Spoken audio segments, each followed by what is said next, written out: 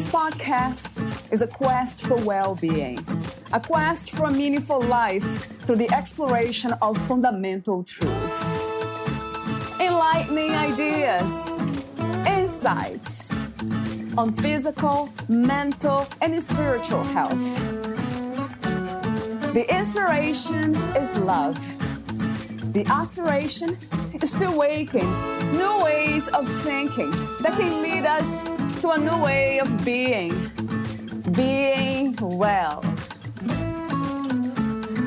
Welcome to Body, Mind, and Soul Healing Conversations.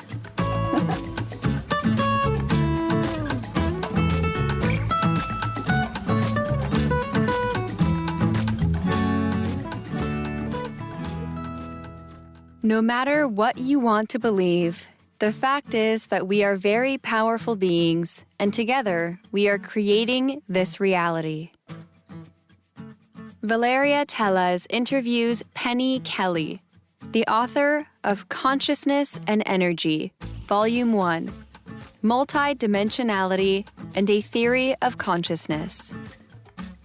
Penny Kelly is a writer, teacher, author, publisher, consultant, naturopathic physician, and researcher of consciousness. Early in her career, she was an engineer for Chrysler Corporation, but left there in 1979 after a full spontaneous awakening of kundalini to study the brain, consciousness, intelligence, intuition, and cognition. This was followed by 18 years of work as an educational consultant, specializing in accelerated and brain-compatible teaching and learning, working with both schools and corporations. After purchasing acreage in 1987, she raised grapes for Welch Foods for a dozen years, while also building Lily Hill Farm, now a large B&B. She worked with Dr. W.M. Levengood, biophysicist, for 15 years, studying materials from crop circles and animal mutilations and researching plasma, energy, and consciousness. Penny was involved in community gardening in Kalamazoo and Battle Creek, Michigan, through grants from the Kellogg Foundation, and she was a member of the Tipping Point Network, whose focus is sustainability in all sectors of life. She maintains a worldwide counseling and coaching practice, teaches a half-dozen courses in developing intuition, as well as courses in organic gardening and getting well again naturally. She produces regular videos for Patreon, YouTube, and BitChute, and travels widely to speak and teach. Penny holds a degree in humanistic studies from Wayne State University and a degree in naturopathic medicine from Clayton College of Natural Health. She is the mother of 4 children, has co-written or edited 23 books with others, and has written 9 books of her own: The Evolving Human, The Elves of Lily Hill Farm, Robes, a book of coming changes, Getting Well Again, Naturally, From the Soil to the Stomach, 4 volumes of Consciousness and Energy series, and Child of the Brown Earth, a small book of poems about connecting to Mother Nature. Meet Penny at consciousnessonfire.com. Here is the interview with Penny Kelly.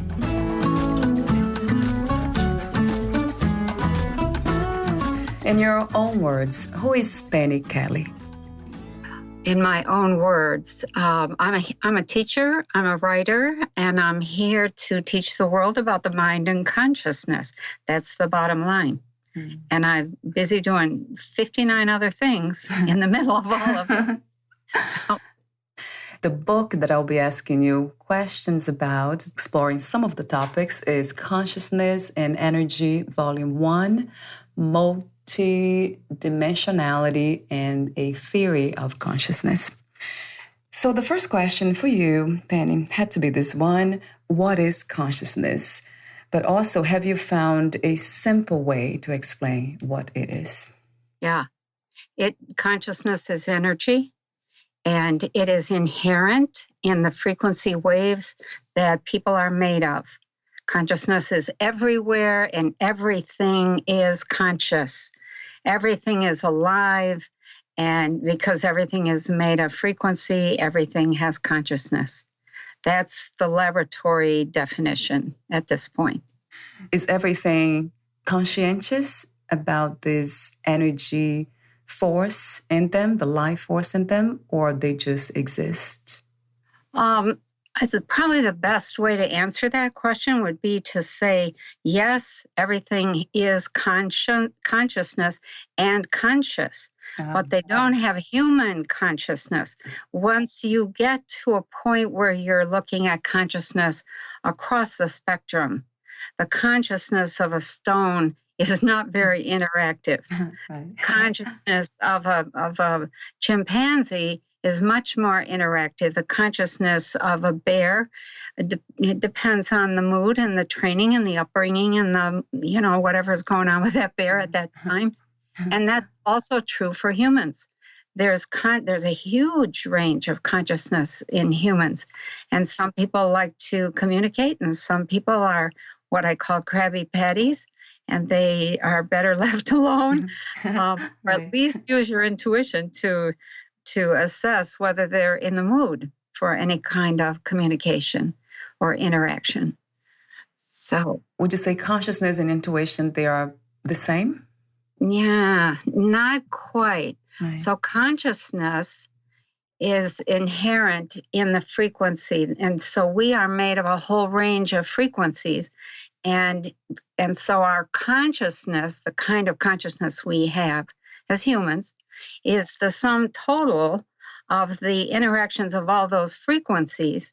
And then intuition is really the interpretation of what you know from within. So the conscious, you're going to have this frequency set. I call it you're a sphere of this whole ball of frequencies, and whatever is in that, it's kind of like cake. You put in eggs, you put in flour, you put in sugar and maybe baking powder. And so you get different kinds of cake depending on what you put in it. And you get different kinds of consciousness depending on the assembly of frequencies that make up the individual. And so a plant has a different kind of sum total than an animal or a human. So when you talk about intuition, what you're talking about is an ability to assess, let me say it this way. So to be intuitive, to actually be intuitive, you have to take your entire frequency set and match it to some other frequency set. And that other frequency set could be across the room, it could be across the country, it could be across the solar system. Once you match that, you retain the flavor, you retain the information for a few moments, and that becomes part of your knowing from within. And that's what intuition is. It's knowing from within. And people are very intuitive, and they don't understand, either they don't understand it or they don't pay attention to it, or they don't believe in it because it hasn't been taught, and it's been poo-pooed a lot. And so it doesn't go very far with them. But once you get involved with it in a very formalized and ongoing way, the only thing you can really know is what you are able to perceive, which means that you have to match up your frequencies with something outside yourself, and then assess, what does that mean to you? And if you've been, raised to be highly biased, it's going to mean those biases in a lot of cases. If you're open, then it may mean something else. So it's not consciousness itself, but it's a way of accessing parts of that consciousness that we have within, parts of those frequencies, not all, because Yeah, that must be the most complex thing to understand with the mind. Well, one of the things to keep in mind is when you want to be intuitive, and you want to do that all the time or be intuitive all the time, you have to be absolutely, utterly silent so that your frequencies within are quiet and you live in this little pool of peace. And so I'm in that pool of peace all the time. I mean, my kids can get me out of it in a hot second, Right. but you stay in that pool of peace for the most part. And when something comes across the surface of your water, a ripple, something, and let's say there's nothing going on around you. Let's say somebody's just thinking about you. And I actually figured this out when I spent a number of years studying telepathy. When somebody thinks about you, they literally tune in to your frequency set, and it causes a little bit of a disturbance. And so training yourself to be intuitive involves training yourself to notice how you are, minute by minute by minute. And then all of a sudden, when something totally off the wall comes in, you know that there's a message coming in from somebody, and you'll know kind of who it is because you get a picture, you'll get a sound, you'll get a feeling. Sometimes you get a smell or a taste. And so that's how telepathy works. And so the more you can stay quiet, the more you can access out there. And you have to let go of all of your preconceptions and all your biases and all your preferences.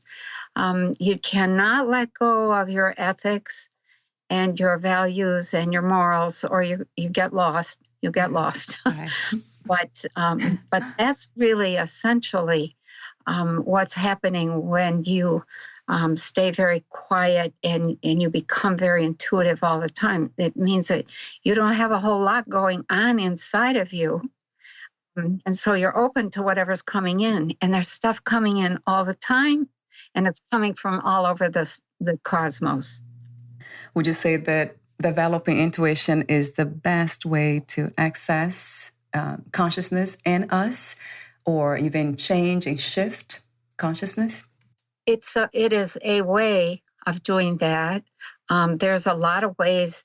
Whenever you are trying to be more intuitive, you're going to end up expanding your consciousness. And for most people, consciousness is a little tiny slice of a few things they might be experiencing. Our basic being is a feeling being because we are mostly feeling. Frequencies exist, and when they're moving, you feel them.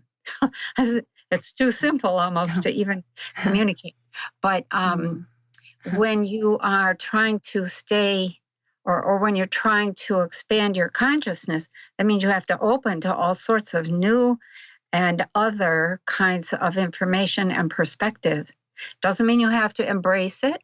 Just means you have to open and listen. And what happens generally is that you drop most of your biases, most of your fears, most of your, all that junk that we carry, the baggage that we bring from our childhood. We drop most of that just naturally. Would you say it takes trusting? Yeah. This training, this listening to that voice, the inner voice. I think you call it inner teacher. I love the way you say it. Yeah. Yeah, it's the inner teacher begins to step forward the more quiet you become.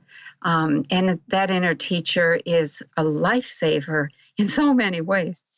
I have a million stories about that. But yes, that inner teacher is very, very powerful. And that's one of the goals. And trust, you can't, well, let me say it this way. When I start working with my students in the very first class, it's all about trust, and they have to perform, and they're always afraid. What if I say something that's not right? And they get that fear of, I don't have the right answer, because that's kind of a legacy of public schools or even private schools. There's only one right answer, and if you don't have it, you flunk. And so I have no patience with that. And so Right. I start teaching people to trust what's coming and to interpret what's coming, because a lot of information, especially if you have fears about seeing too much, like I did in the beginning, oh my, I did not want to know. I didn't want to know anything outside the little world that I wanted. And that made for a huge amount of difficulty for me Can't in the imagine. beginning. Yeah. What is like to research and study consciousness? Oh, wow. That's a big question. Well, I can only answer from my point of view, but I'll say like a little list of things. So when I started, it was because of kundalini, massive kundalini that started opening and wouldn't stop. And that one, it still goes on, but it's not as bad as it was in the beginning. And you have to deal with that because it brings unlimited consciousness. And that is consciousness without any boundaries. And I could not tell because I had so little experience and so many fears in the beginning. I couldn't tell what was real and what I knew intuitively and what somebody had actually told me, or what I had actually observed in the physical world, or what I had observed on my screen, on my mental screen. I guess I call it my screens. I have 8 screens that I watch. And so that was a huge difficulty. I think probably one of the things I would say that happens when you start to awaken to what is you see what is without all the filters and the blinders and all the programming that you have grown up with. And so all that is falling away and you have nothing to hang on to. Let's see. Oh my gosh, there's so much I could say. Yeah. I think I can understand. I'm just trying to get the audience to understand what it feels like, what is like to be groundless. There's nothing that holds us here as we know. Yeah, when that happens, you are able to see and hear and experience anywhere in space and time. And if you are a curious kid like I was, I was all over the place. So I wonder what this, or I wonder, that's terrible. And then I would see the opposite of that thing I thought was terrible. And then I would be like, now, what was I just seeing? Or you'd be talking to somebody and they would shift and you would see them as they had been. Usually what I saw was the person that was in front of me was somebody that I had dealt with in other lives. And I would suddenly see them in that life. And then because I didn't know what was happening to me, I just thought I was losing my mind. But I thought, what happened to, what happened to Tom? Where'd he go? Who's that? And so it was just this crazy making time. You could hear conversations across the city. You could experience things in many dimensions. You could be in 2 or 3 places at once. And one of the issues of boundaryless consciousness is that when you go to bed at night, consciousness has no need to sleep. Only the body needs to sleep. And so I put myself to bed and then there I'd be wide awake. I did not sleep for 3 years. That was very, very stressful. That's a long time. Yeah, and when people would say to me, how did you know that? Who told you that? That's not true. I would be like, but you told me that. And that was like, oops, did they tell me that or did I just know that? And so you had to be careful. But eventually you come to trust what you know and you learn to shut your mouth. And that makes a huge difference. So would you say it's similar to the experience some of us had with psychedelics? Yes, and with some qualifications. I never really got a chance to experiment with the psychedelics, but I wish I had. Yeah, I'll give you a glimpse. So, Yeah. So the thing that I've noticed is the psychedelic could be an antibiotic, or it could be a painkiller if you've had surgery, or it could be a food, it could be anything. But when things happen naturally, you have a little more control if you have a little bit of a little bit of a habit of being self-possessed. In other words, you don't freak out when something shifts and you find yourself in some other place. You can eventually. What I learned to do was to begin to operate in a number of different dimensions at one time, and to realize that what was happening in one flowed through to the others in an energetic kind of way, not exactly the same, but energetically. And depending on how the language of the energy was used in each one of those dimensions, you get this amazing set of bridges between what we consider to be our normal everyday reality and the other dimensions that we inhabit and have another version of ourself living in. But we're getting into some pretty sophisticated stuff there. And so I like to stay in the beginning stuff for most conversations, because otherwise people just get boggled. They're like, oh my gosh. And the research, I want to go back to the question you asked about the research. What is it, being involved, was involved in that? I started with that whole kundalini thing, having to write down what was happening, and just so that I could get it out of me. And that then started this habit of putting a date and a time and a description on a piece of paper. And then when I took one class, and maybe two classes from this little gal over in the Thumb area of Michigan. She was teaching at Macomb County Community College, and she was teaching a class in psychic development, and she got us to start keeping track of our dreams. She said, you have to remember what you dream, because you're not really dreaming. That's 1/8 of your or 1/3 of your consciousness, 8 hours a day that you're spending. If you want to expand your consciousness, you start remembering your dreams and analyzing, what are you doing in that reality? What are you doing with your consciousness over there? And so that started me. I now have had 40 years of research in tracking dreams, and numerous different, lots of different states of consciousness. And then I also worked in a laboratory with Dr. William Levengood, who was studying people who had unusual abilities. And I spent 15 years working with him. He was studying me. He was also teaching me plasma physics, because he was onto this strange new energy that he was picking up in everything. People, plants, animals, stones, water, you name it, the collective. And so that 15 years of research was very intense, and I learned a lot. And what I saw was that plasma, everybody is made of plasma. That's a form of matter that is not really quite as solid as we are. It's not as dense. But it responds immediately and directly to consciousness, to communication, to direction.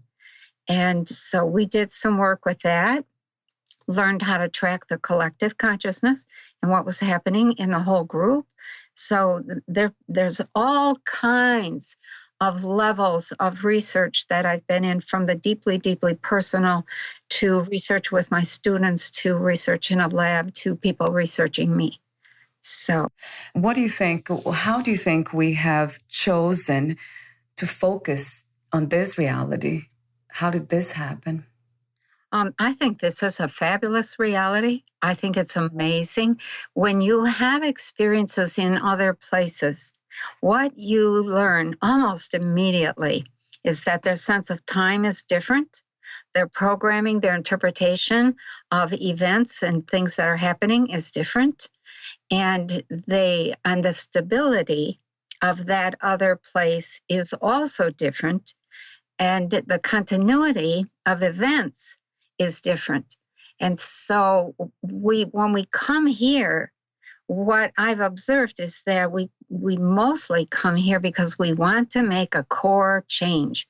We want to have the time and make the effort to have some kind of experience that is going to force us to change at the core. It changes your perception, it changes your feeling, it changes your behavior. It's kind of an aha moment. And that core change is you have to have enough energy to be able to make that core change. And in other systems, you're holding yourself in a particular arrangement of perceptual and consciousness frequencies. And here, they kind of hold all by themselves. So you're free to set something up that will bring about a change in you without having to spend all your energy just trying to make the reality be stable enough for you to get this thing set up to change you. And I hope that makes sense. It does, yeah. That makes me think about purpose, the unique gifts that we all have, and the purpose of life, as we often talk about. Yeah. Is that related to the energy of trying to change something? Yeah, absolutely. Yeah, you'll see. I have some categories that I have kind of put together. People come in to be, let's say, a farmer, or to be a policeman, or to be a writer, or to be a teacher, or a president, or somebody who just works in an office, or a housewife, or whatever.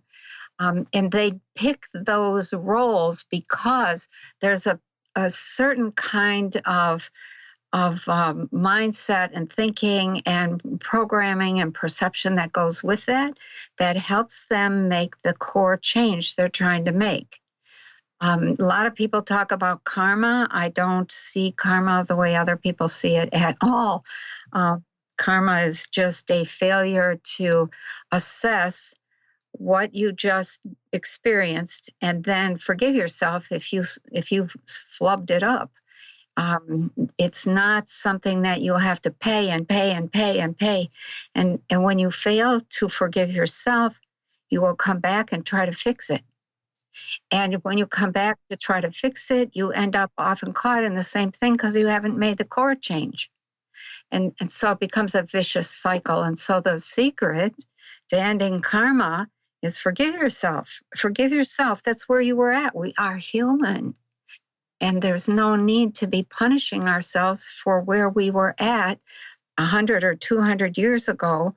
Although I will say a lot of times people will take an event that, that they instigated and it was disastrous for a lot of people, and they'll truly not understand how that happened. And so they'll come back and take different roles in order to get that understanding as part of a learning setup. And so there is some of that, but by and large, karma is like, no, not there. Just forgive yourself. What is your idea of love? What love is to you, Penny? Love is a force, and it's a way, love is an honest response. Using your wisdom, your grace, and your power. And wisdom is the ability to see the bigger picture and not go off half-cocked over something that's really a tempest in a teapot. Grace is the ability to get in line with where the energy is going. And, those two things alone really make a huge, huge difference. So when we have something that we want to, there's romantic love. That a lot of people think that's what love is. I think that that's mostly programming by nation states, and it changes over the centuries as to what love means, etc. But real love, the kind that let me just give a little example. This is an experience that I had, not in this reality, so I have to qualify that. But I was arguing with one of my own teachers about their statements about love. And so I kept saying, well, what if this? Well, what is, so the example I gave was, well, what if somebody's trying to shoot me? Am I supposed to turn around and say, oh, I love you?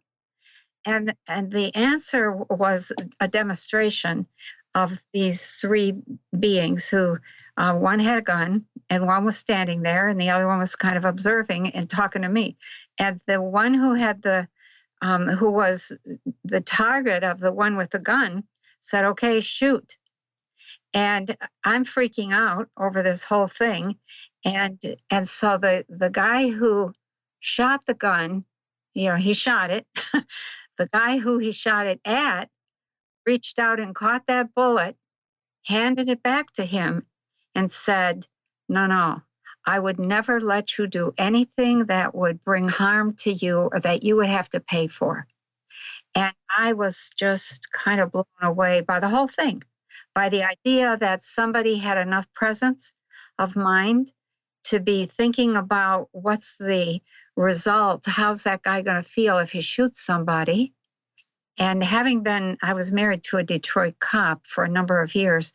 I know what they go through when they shoot somebody and the person dies. It's not easy. And so that was a really powerful demonstration of, no, I love enough to make sure that you don't do anything that harms you. And that kind of response is usually practiced by people who have become eternal beings. And I think that's where we're going as humans. We are moving toward becoming enlightened. Enlightened means literally to turn to light. And it has nothing to do with intellectual or spiritual. People I don't think, understand what spirituality really is. But that is what love in action is about. And having the power to do that just blew me away. When you talk about love, it came to mind the word harmony for some reason. Valeria, when I was having a conversation with one of my teachers in the early years, I would be like, well, what if this happens? Well, they would say, just do this. Just do this. And I would, blah, blah, blah, and I present all these arguments and what if scenarios, and they wouldn't respond. And that went on for like 20 years, that same kind of argument. And I would think, they're ignoring what I'm asking. And it took a long time for me to understand that they don't engage all of that negative possibility on purpose. That's part of their discipline. And that's part of what love is. It's a refusal to engage the negativity and to come up with other solutions when you're faced with a negative scenario. And because they're eternal beings, they don't seem to have any, I won't say they don't have any concern, but they have this ability to regenerate themselves from scratch. And that is it's pretty mind-blowing when you witness something like that. And I think that's where we are headed as a population. And I think that's the shift, the step that we're making in this time. That's the big lesson that we're having right now is, are we going to descend into war and fighting and all that crap? Or are we going to hold our own and say, let's let things work out? Let's not jump into some kind of fight. It'll be okay. We just need to fall in love again. And I think it's coming. I had a vision just a week and a half ago, that was very, very powerful. Like, oh, okay. Oh, that's wonderful to hear. So what's happening now has a purpose. Right? It does. Yeah. It does. And I think it's going to teach us something very powerful about ourselves as a group, because we are here making this reality system we're creating it, and we're all here. We're all here alone together. I love that. Yeah. Alone You come in together. alone, you go out alone, and nobody can do your perception for you while you're here. And so you're alone. And when you've had moments of being in altered states in which you are totally, completely alone, you learn the immense gratitude for even one other, even if that other is crabby and difficult. It's like, oh my gosh, I'm so glad you're there. Whatever they have to say or do, and we are also learning. I think that we all want the same thing. Maybe not in terms of presidents, but the big thing is we all want the same kind of a better life and a more expansive, more powerful consciousness. We might not be choosing that, but this is what we want, right? Essentially. That's right. And I think we're going to get there. We'll get there. That sounds exciting, isn't it? And different, fun. It is. It really is. And I think there just haven't been enough voices saying, "No, just watch, just watch. Let it, let yourself love." I tell this to my kids all the time. Let yourself love and let love change you. So it's you have to trust your own love. That's really a important piece. For you, what is to be spiritual in the practice of spirituality? What does it look like? I'll say what it's not, and I'll say what it is. Okay? Yeah. So what it's not is subscribing to a particular attitude or a particular kind of ism or some kind of behavior, or it's not necessarily sitting on a cushion and chanting Om, every day or whatever. It's none of those things. The true spirit of yourself lives inside of you, and that true spirit is usually going to be something that wants to be either a great adventurer or wants to be somebody who sits and crochets all day or wants to make shoes or would love to travel and meet people or wants to write or whatever that thing is inside of you. That's your true spirit of yourself. And true spirituality is when you begin to develop that self. So you become that wacky, refusing to go along with the program and pay all the bills, maybe, which be careful about that, because I did all that, and that's there's easier ways. But true spirituality is the development of the true spirit within yourself, letting that come forward. We often think of that as the shadow side or the side that we try to repress because we have a husband or a wife, we have kids, we have a house payment, we have a job, we have car payment, we have responsibilities.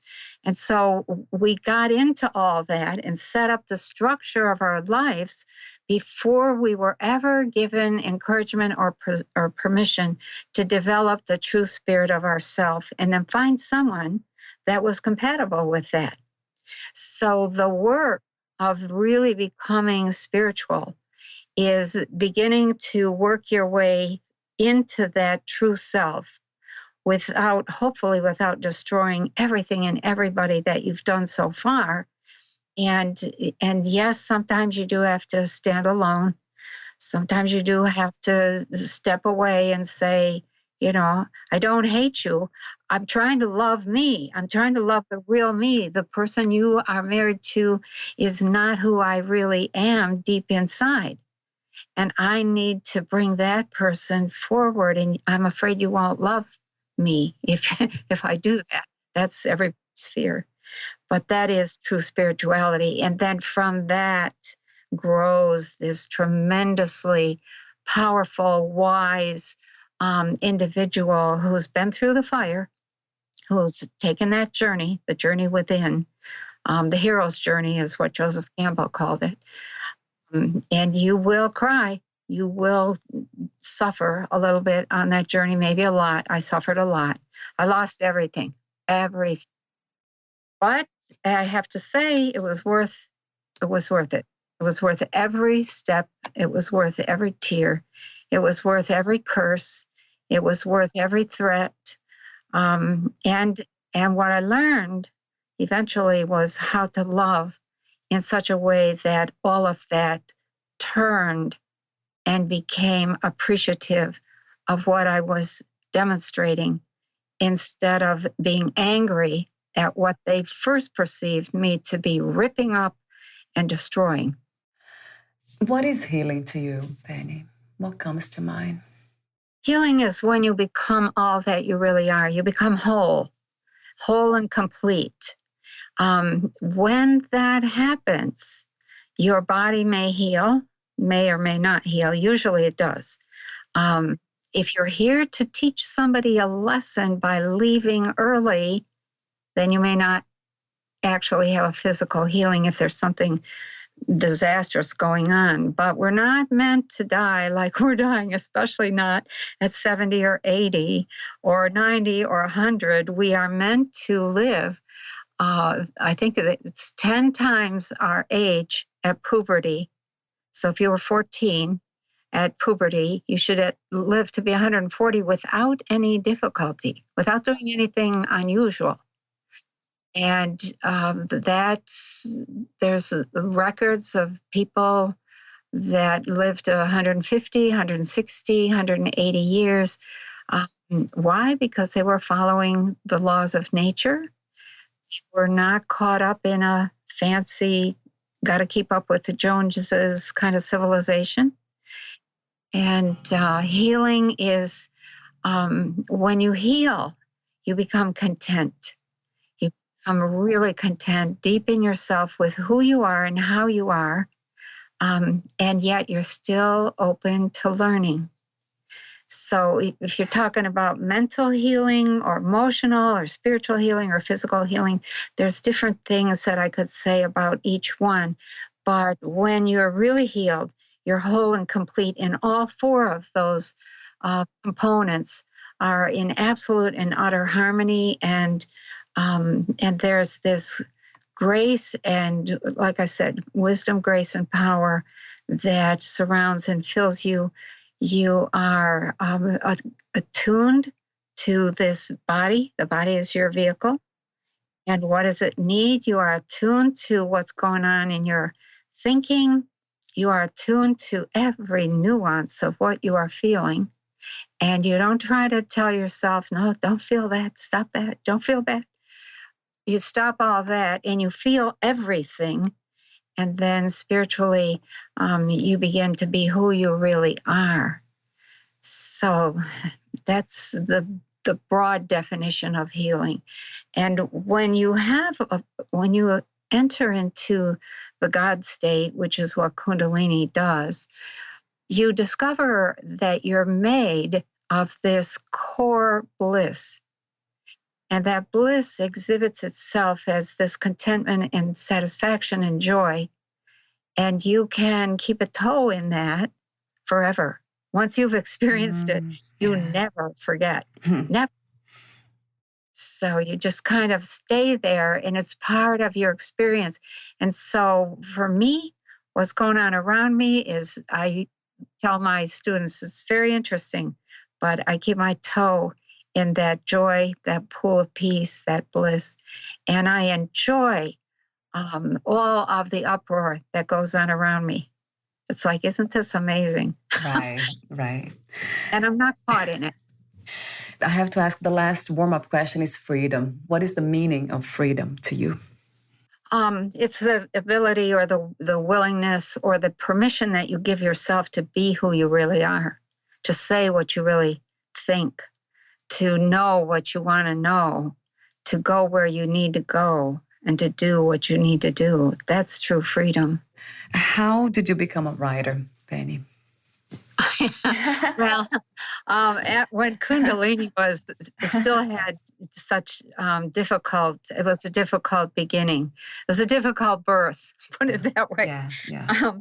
And I realized after maybe a year or two, oh my gosh, what if there's other people out there going through this? I couldn't find any help. I couldn't find any information. I was running back and forth to the doctor and the psychologist and the therapist, can you help me? And they were well-meaning, but they hadn't a clue, had never, and I didn't have the language. And I didn't know what was happening either. It took me about 2 years before I ran across something that described kundalini, and I was like, oh my, there's a word for this. It's a thing. It's real. And so I started writing. I started with The Evolving Human. The Evolving Human was my first book, and it was 100% an attempt to share what goes on in a full awakening of consciousness, and how life-threatening it is, how difficult it is. And a lot of people have said to me, well, couldn't you just this? And I'm like, no, no, because what you realize is that you're made of energy and you're built to unfold. And you're like an oak tree. And you start as an acorn, and you put some water in it or around it, and you put it in the ground so it's dark and can germinate. And pretty soon it starts to swell, and then it cracks, and then it busts out, and then there's things sticking out, seedlings, and then there's stuff hanging off of that. There's leaves, and then branches, and then it's got this whole system. We are the same thing. We are built to unfold to these magnificent beings of light and wisdom, all knowing, all powerful, and everywhere present. And we die at 70 or 75 before we even get halfway to our normal lifespan. And so we never get to touch or experience that kind of unfolding and the challenges that it brings, but the promise that it holds. So that's how I started writing. It was like, okay, and I was also aware of, I went through all, you onion peel back through all the stages of your life. And as I onion peeled back, I became very, very aware of what could go wrong, because a lot can go wrong. And so I wrote up, at the tail end of Evolving Human, here's what happens when life unfolds very well, and here's what happens when it doesn't. And it was just an attempt to say, go back and correct. You can correct anything, anything. Would you call this reality a dream? Yes, I do. When you begin to be able to be aware, or people say lucid, when you begin to be able to be in your dream, and you know that you're dreaming and it's entirely real, and you're living that dream with awareness, that then when you're in that other place, in that other self, having that other experience, what you realize is that you have a body, and it's probably either in a bed or on a sofa or in a comfortable place, taking a nap or sleeping. And that whole life that body is having is its own dream. And so it becomes very obvious that it's all a dream. And what you do in one dream, you're not a saint in one dream. A dream will happen in another dimension, and a sinner in another. You're pretty consistent with how you create. You can go backward and forward in terms of development and your ability to understand, what are you doing here? What are you trying to make happen? But what you realize is that it's all a dream. It's all created. And once you understand how the brain works and the eyes and the nature of reality, then we're able to explain now why this is a dream. Because we live in this soup, this amazing energetic soup. And we're pulling stuff out of the soup left and right. We do that with our consciousness and our eyes and our voice and our ears and our motions.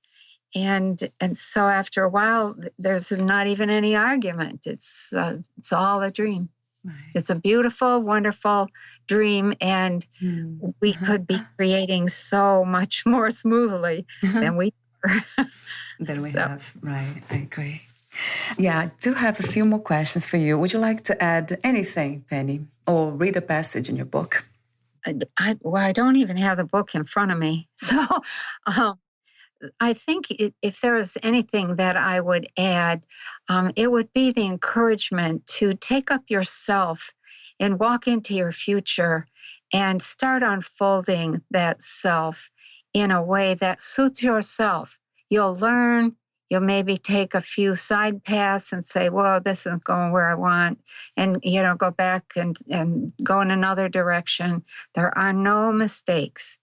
It's a fabulous, the goal is to enjoy life. It's to enjoy feeling. And every move you make, everything you see, hear, and do is supposed to produce joy, supposed to produce some kind of enjoyment that we can say life is great, because life is a system and it has to be maintained. And we're the ones maintaining it here. 2 more questions for you. If you knew you would lose the body soon, would you make any change in your life, in this reality, or do anything in a different way? I don't think so. I'm doing what I came here to do. I'm hurrying because people are only open during a crisis. And we have a major crisis right now. And the crisis is actually, we all came here for this time because everybody knew that there was going to be a shift in consciousness and they wanted to be part of that. I think a lot of the souls here, the beings here, understood that Christ consciousness was going to be introduced and taught in an open way, and they wanted to be part of that. And so there's 8 billion of us, or almost 8 billion of us here now, and that gives us a huge amount of consciousness. If we put that together, even portions of that work together, there's nothing we can't do. And what we are here to do is to make that shift and to shift the reality to the next stage, which is to become much more of a galactic neighbor, to open to what's going on, not just on our planet, but what's going on all around us, on other planets, in other solar systems, with other races of beings. I think that's one of our next steps. Thank you so much, Penny, for your presence, your message, your mission, your work, everything. Thank you. You're so welcome. Thank you. I have one more question, but this is a technical one. Where can we find more information about you, your books, products, services, and future projects? Okay. Well, I have a website where I sell my books in digital format, and that's consciousnessonfire.com. I have a YouTube channel. It's Penny Kelly on YouTube. I have a BitChute channel. I have a Patreon channel. It's Patreon/Penny Kelly. And you can subscribe and get some pretty in-depth stuff, perspective on what's going on. My books are all available on Amazon. So, that's just type in books by Penny Kelly and they all come up. Wonderful. Thank you so much again, Penny, and we'll talk soon. Thank you. Would love to. Bye for now. Thank you for listening. To learn more about Penny Kelly and her work, please visit consciousnessonfire.com.